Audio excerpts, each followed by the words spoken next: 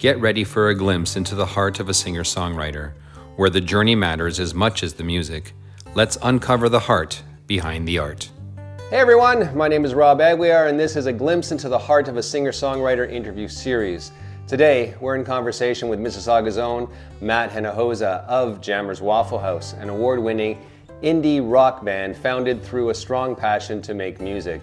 But Matt is also a part of a two-time Mississauga Music Award nominated indie folk trio, Wilson and the Castaways. Matt works exceptionally hard at his artistry.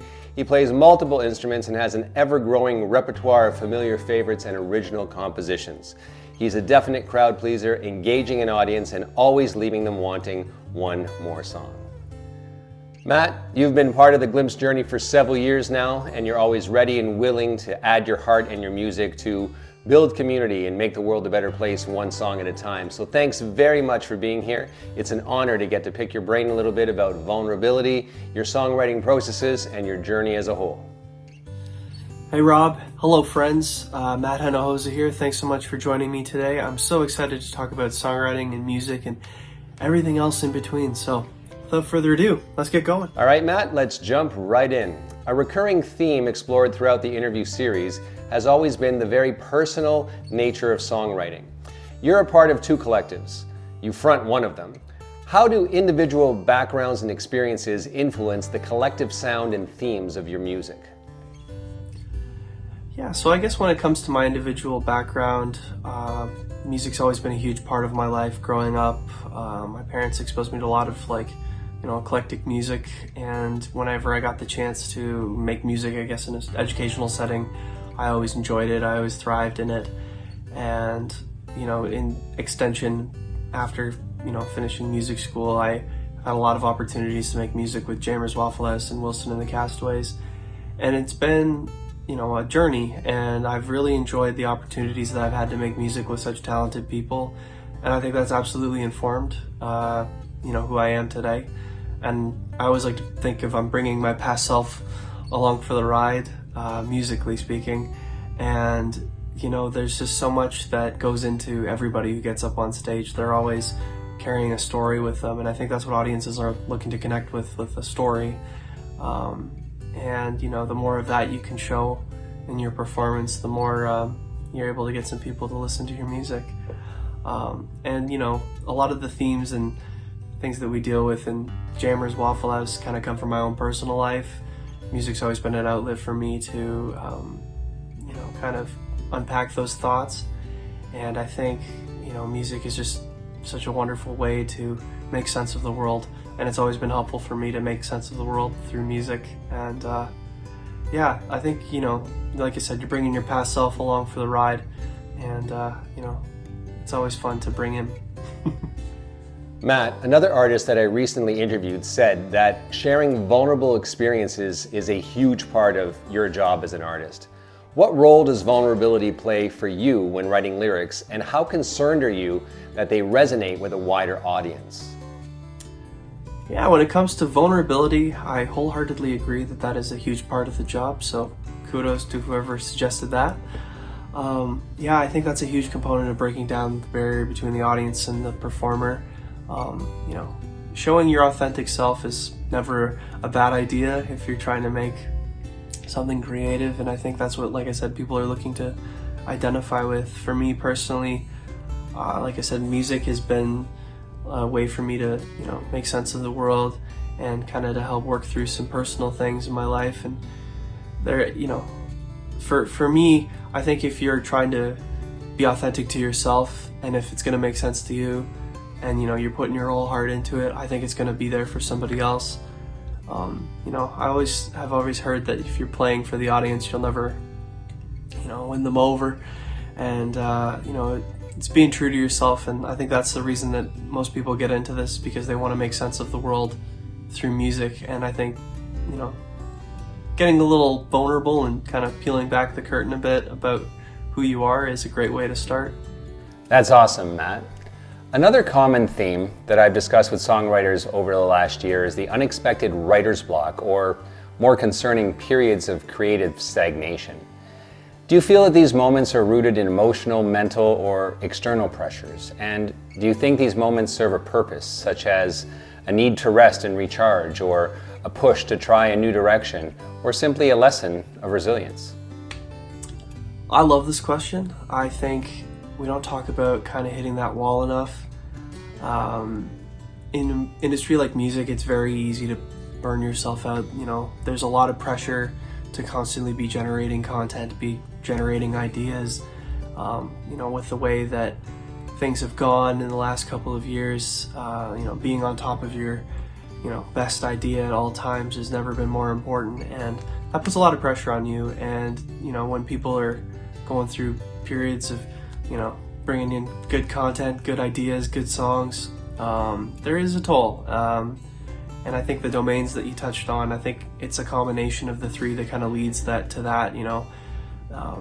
And it's just a moment to grow when you do hit those walls creatively. It's a moment to, you know, challenge yourself, to reorient your practices, your, you know, problem solving, your process. I think using that as an opportunity to maybe reevaluate how you do your songwriting is a big thing.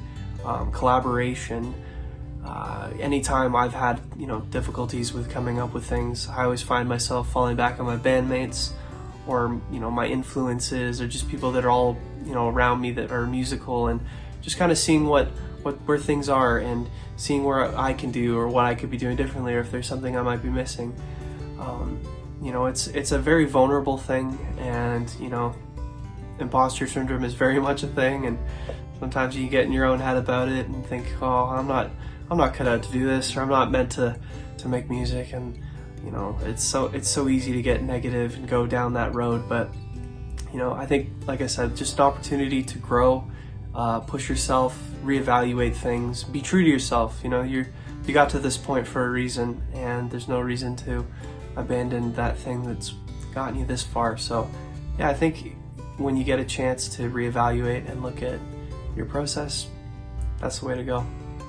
Matt, no matter the art, one thing that seems to be always present is an artist's search for truth and the expression of authenticity. Can you discuss a moment where you faced a creative crossroads and had to make a decision in order to stay authentic to your artistic vision? When I think of creative crossroads, I'm always thinking about the studio.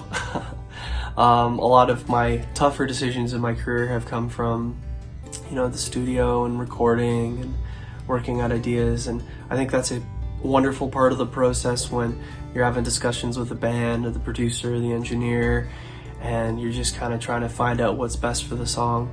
There've been a couple of times. I remember when we were kind of working on the last batch of songs, there were a lot of times where there would be some pushback on some ideas, and I found, you know, trying to be true to the original idea was always at the center of whatever I was saying, whatever I was trying to discuss.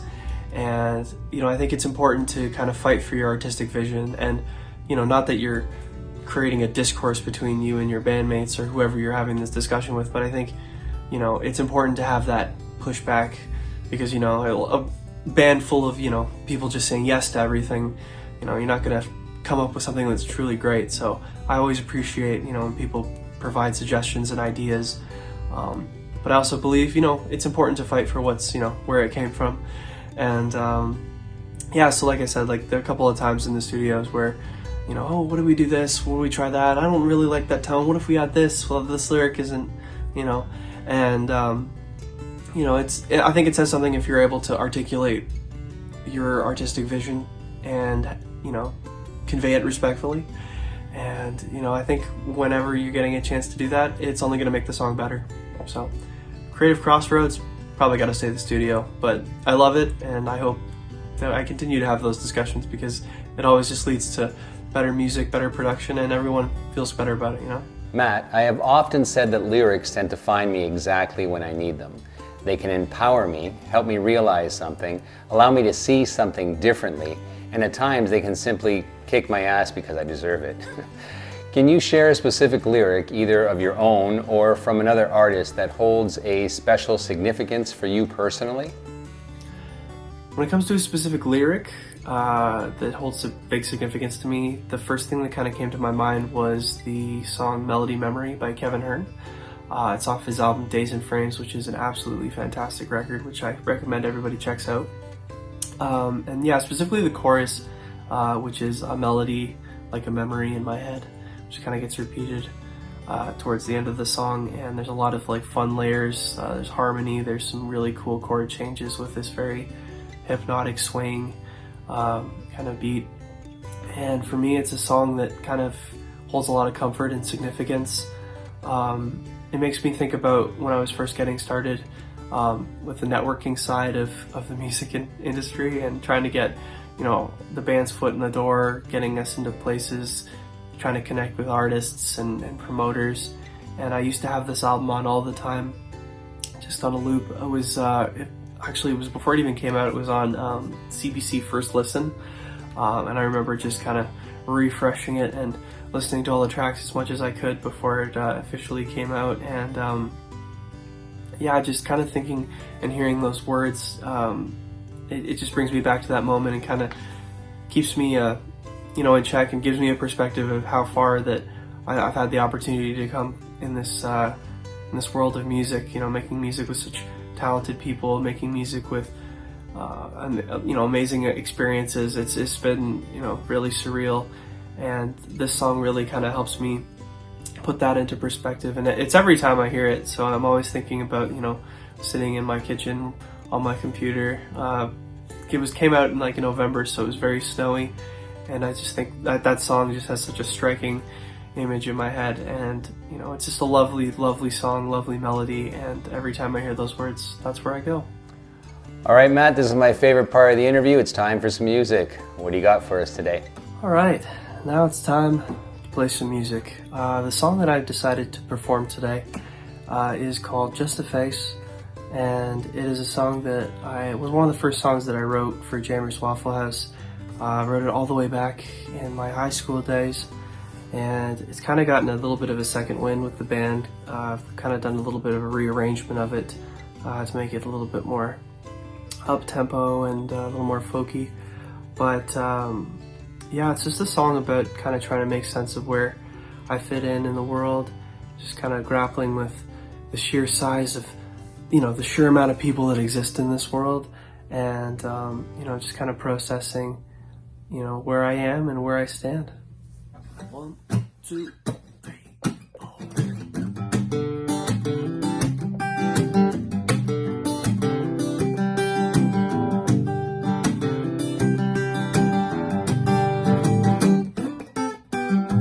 This one goes out to the people.